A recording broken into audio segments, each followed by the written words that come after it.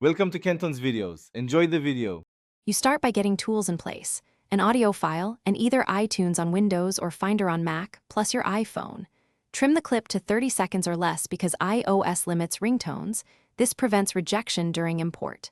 Next, convert the trimmed file to AAC so you can change the extension to M4R. That extension identifies it as a ringtone. Once done, place the M4R where iTunes or Finder will see it. Make sure your phone is unlocked and trusted before connecting.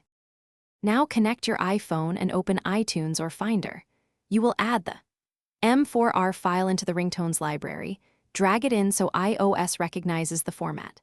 Then select your device, go to the Ringtones tab or File Devices if using older iTunes, and either enable syncing of selected ringtones or drag the file directly onto the device icon. Wait for the sync to finish. Doing this ensures the file is copied into Settings, Sounds, and Haptics. Make sure the transfer completes before. Finish by opening Settings, then Sounds and Haptics, and selecting Ringtone. Your new tone should appear at the top of the list. If it does not show, check 3 things. The file must be M4R under 30 seconds and the device sync must have completed. If problems persist, use GarageBand on the iPhone to import the audio and export as ringtone. This bypasses computer syncing.